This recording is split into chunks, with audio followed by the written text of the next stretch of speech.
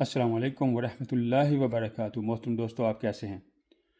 پچھلے دنوں میں ایک رپورٹ پڑھ رہا تھا جو ناروے میں شائع ہوئی ہے کہ ناروے میں گزشتہ سالوں کے مقابلے میں 2024 میں جو خودکشیوں کی تعداد ہے وہ بہت زیادہ بڑھ گئی ہے۔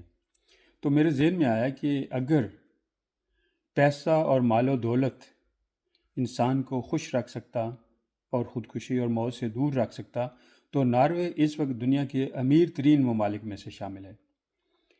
اور اگر یہ دنیا کی رونق، گاڑیاں، شراب کا پینا پلانا، عیاشیوں کا کرنا انسان کو خوش رکھ سکتا اور موت سے دور رکھ سکتا تو ناروے اس وقت دنیا میں ایسے ممالک میں شامل ہے جہاں پر یہ چیزیں بالکل کھلے عام میسر ہیں۔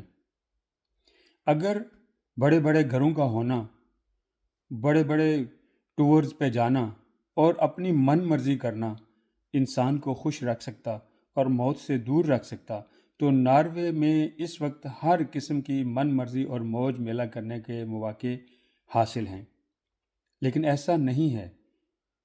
اگر دیکھا جائے تو پچھلے سالوں میں جو دنیا میں سروے ہوئے ہیں کہ کون سے ممالک میں ان کی پبلک، ان کے لوگ، عوام خوشی کی زندگی گزار رہے ہیں تو ان میں بھی ناروے جو ہے وہ ٹاپ لسٹ میں تھا۔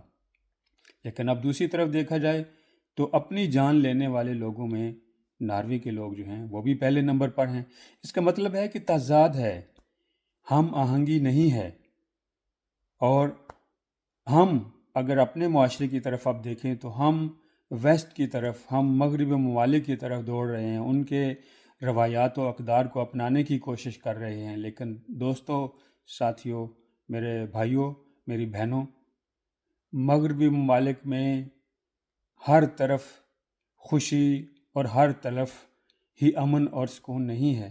ہر معاشرے کے اپنے چیلنج ہوتے ہیں اور ہر معاشرے کی اپنی روایات، اقدار ہوتے ہیں۔ ان میں اگر بیلنس قائم کر لیا جائے تو اس دنیا میں زندگی جو ہے وہ بہتر طریقے سے گزر سکتی ہے۔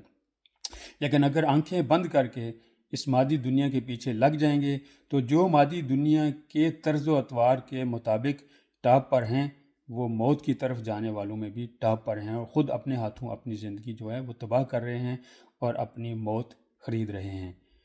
اس لیے علامہ اقبال رحمۃ اللہ علیہ نے کہا تھا کہ اپنی ملت پہ قیاس اقوام مغرب سے نہ کر، خاص ہے ترکیب میں قوم رسول ہاشمی۔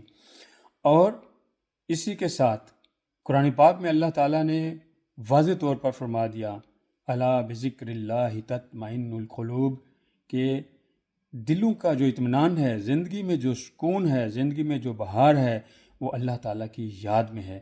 اللہ تعالیٰ کی یاد کا مطلب یہ نہیں ہے کہ بندہ ہر وقت تسبیح لے کے بیٹھا رہے، اللہ اللہ کا ذکر کرتا رہے۔